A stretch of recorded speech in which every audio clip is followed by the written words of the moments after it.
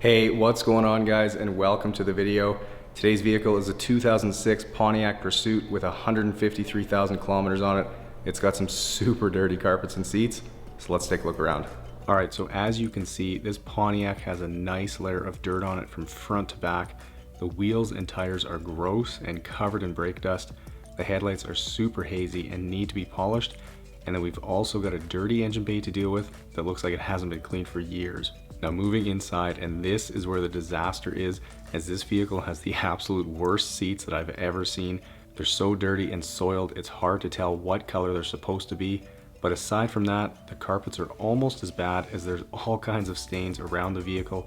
And believe it or not, but the floor mats are actually supposed to be gray.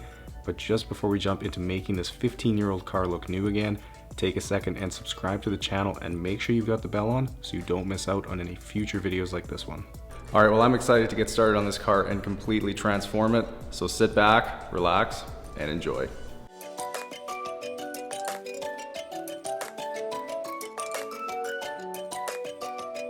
Alright, so since a lot of you were asking if I did the ozone treatment on the last vehicle, I figured I would include it this time. So as usual, I'm running this before I work on the interior, and then the ozone has the chance to dissipate while I'm doing the outside. And getting started on the pre-wash rinse here, I have to say that it's really nice to be working on a car today, as it's pretty rare that I get to. I usually detail trucks and SUVs, so I'm definitely a little bit more energized knowing I can get through the detail a little bit quicker.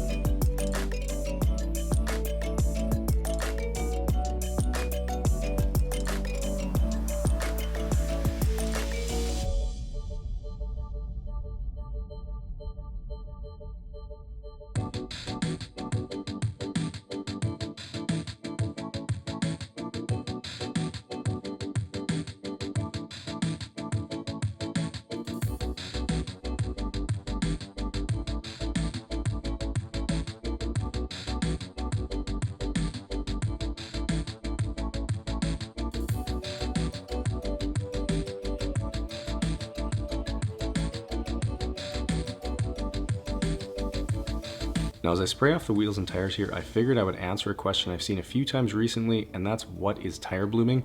Now that's something I've mentioned before in my videos, and basically blooming happens when the anti-ozone in the tires leaches out, oxidizes with the air and turns brown. Although it is a natural thing that happens to tires over time, it does need to be removed to prolong the life of the tires, and then once removed you should always protect the tires with a good water-based dressing instead of silicone-based ones.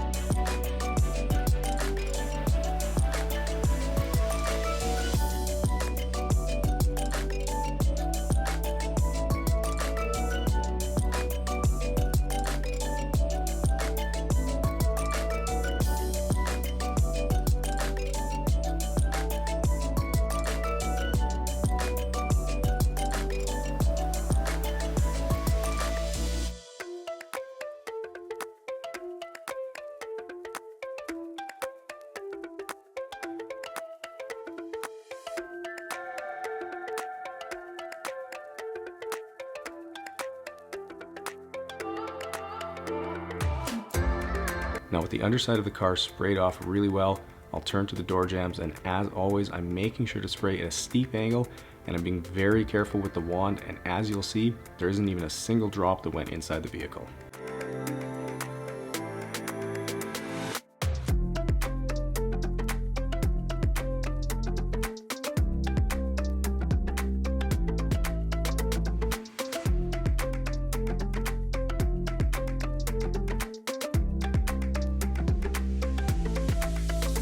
Alright, so painting this car white with thick foam, and this is a perfect opportunity to get into those hard to reach places. So using a boar's hair detail brush, I'll go around all the trim and emblems, and this works especially well for any sort of honeycomb grille designs, as it can easily dislodge any stuck on dirt from in there.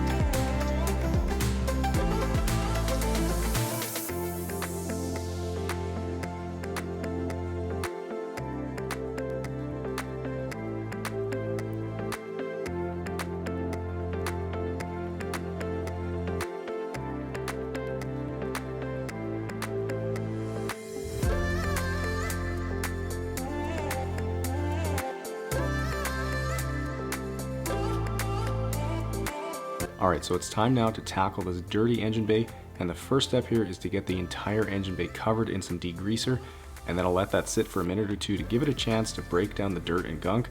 And once it has, I'll go over all the flat surfaces with my wheel brush and basically use this brush anywhere it will fit.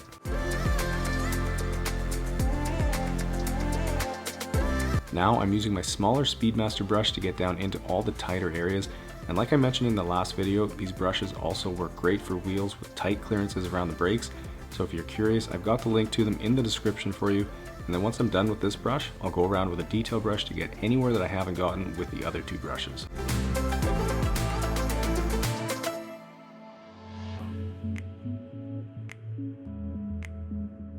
Now with everything clean, I'll go ahead and simply rinse down the entire engine bay, and it's important to note that you don't want to let your degreaser dry, so you definitely have to work quick. And if anyone's wondering why I do this after I've washed the vehicle, it's because if I did it first, a little bit of water would end up making its way underneath the hood when I pressure wash. So this way the engine bay stays perfect when I'm done, and it just takes a couple seconds to dry any water drips off the paint. Then with everything rinsed, I'll just quickly use my leaf blower to get rid of the majority of the water, and then simply finish drying things with a microfiber towel.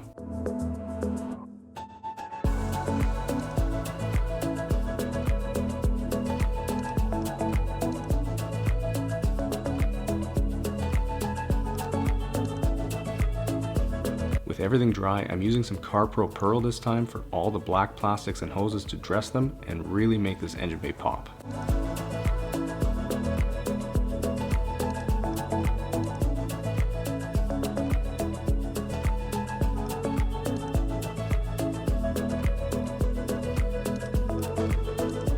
Now before I start on the interior, I'll quickly get the floor mats out and get them clean, and I'm opting to blast them with the pressure washer this time since I can tell they're holding on to a ton of dirt, and when I get to the two front mats, you guys won't believe the color difference on them.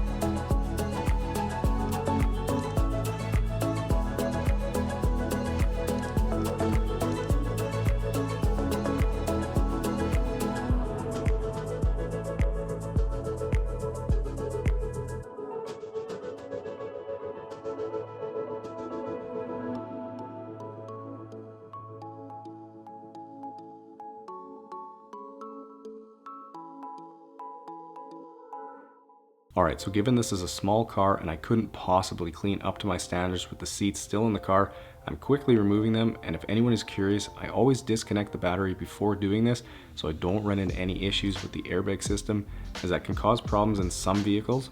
And then with the seats out, I'm also going to remove the entire center console, as I know from experience that with a car looking like this, it's guaranteed there's a ton of crud and dirt hiding underneath.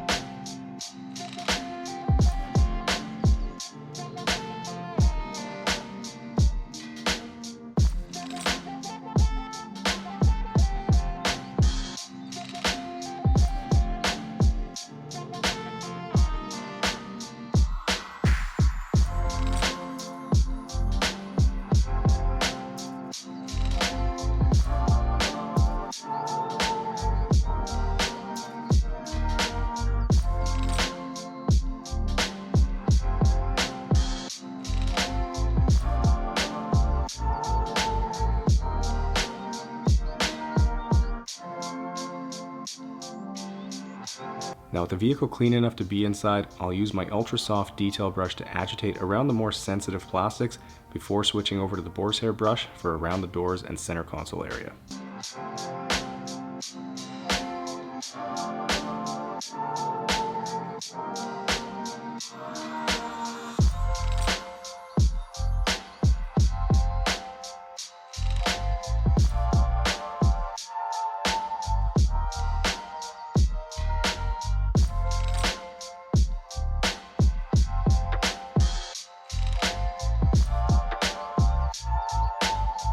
Alright, so getting started on tackling these super dirty seats, and I'm making sure to spray a little extra solution on, and then when I agitate, I'm going over it a few times with the drill brush to make sure I can get all that dirt loosened up.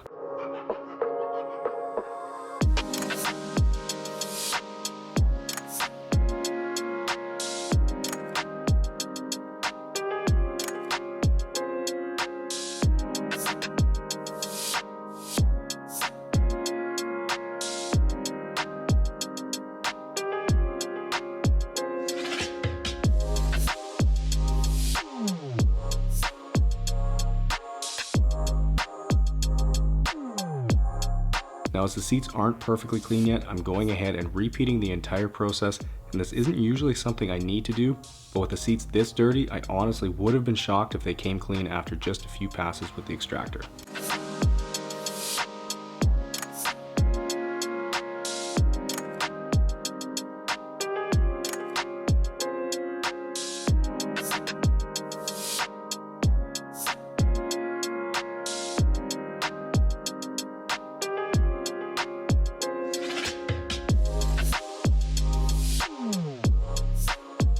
Here's a quick before and after on the seat, and bam, it looks brand new again.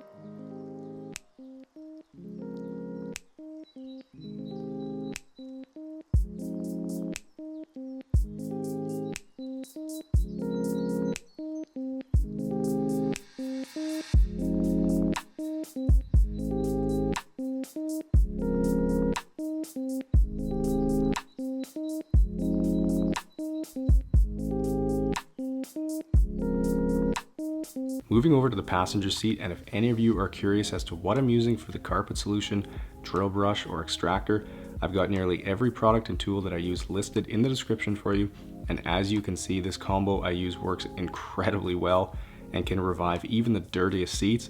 So if any of you enjoy detailing your own vehicle, these are things I would highly recommend, so feel free to check them out if you're interested.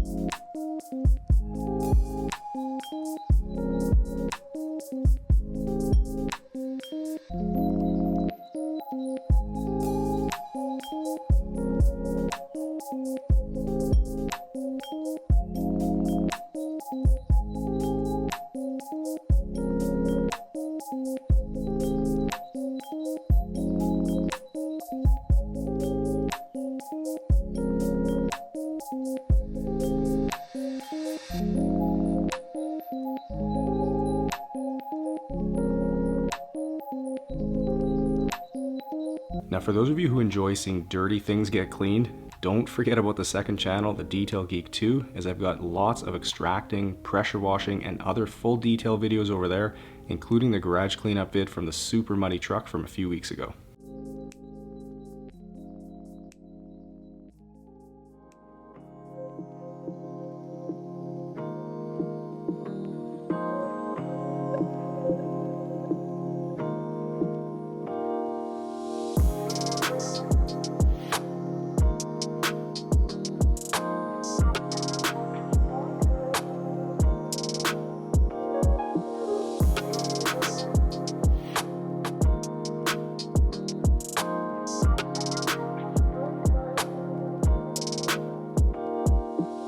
Alright, so with the seats clean, I'll move inside and start on these filthy carpets, and seeing how heavily soiled these are, I know it's likely I'm going to need to do this twice, and seeing there's a few pink stains in here, I'm not hopeful that they're going to come out, as for whatever reason pink stains are really stubborn and I haven't had a whole lot of luck with them before, but I'll still go over it a bunch of times and do my best to get the carpet looking brand new again.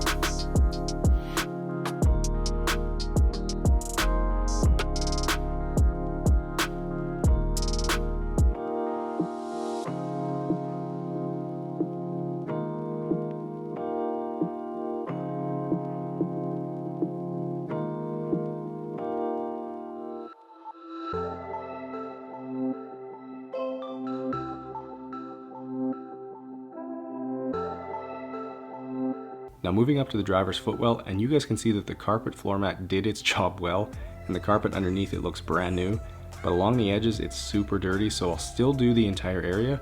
But one thing I probably haven't mentioned much is that when extracting carpets, it's important to go over each area from different directions so you can be sure you've gotten the carpet as clean as possible.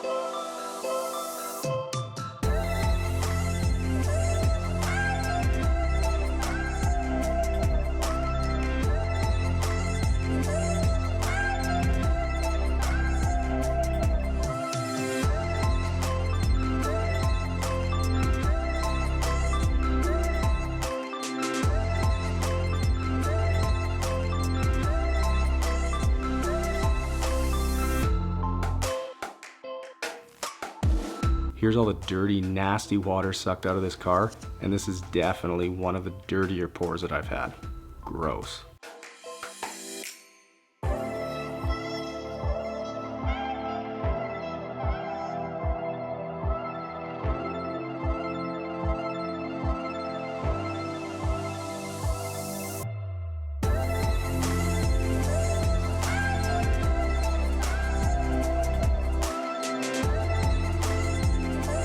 Alright, so with the interior wiped down, I'm turning to the grimy center console parts, and using APC and my steamer, I'm able to quickly loosen up all of the stuck on crud, and then just simply wipe it down with a microfiber towel.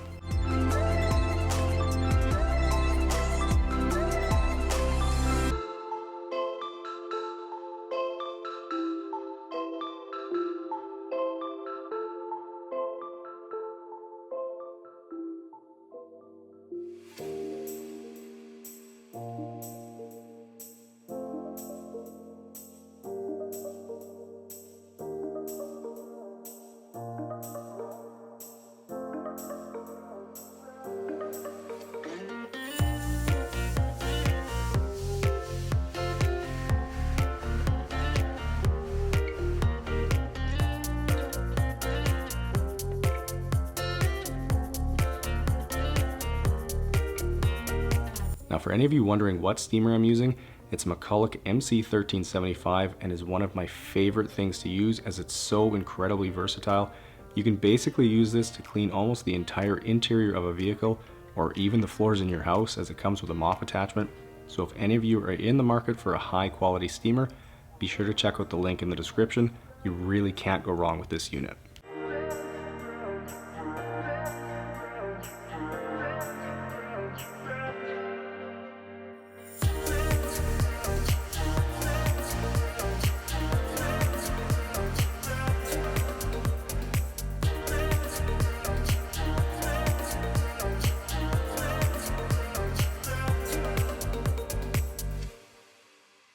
Alright, so with the interior dressed with 303, I'm turning to these hazy headlights now, and if you're curious as to what I'm using, it's Griot's Garage correcting cream and a microfiber cutting disc, and I'll make several passes over the whole headlight before wiping off the residue, and then usually with headlights I need to repeat the process one more time to get them looking new again.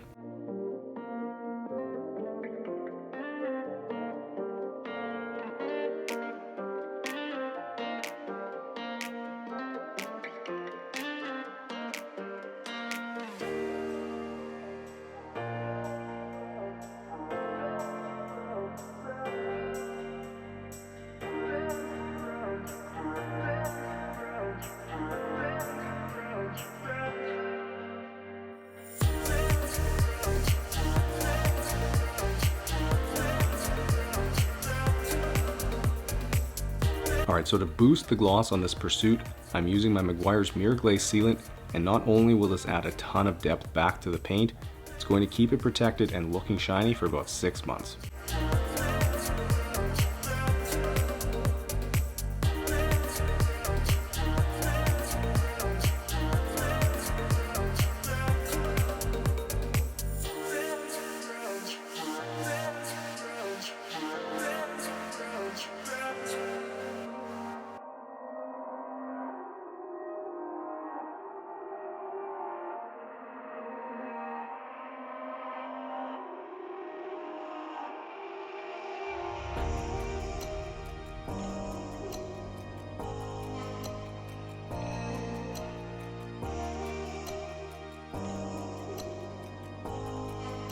Now to dress the tires, I'm once again using CarPro Pearl, which I love because it's water-based and it won't sling all over the paint, and it can also be diluted for various surfaces.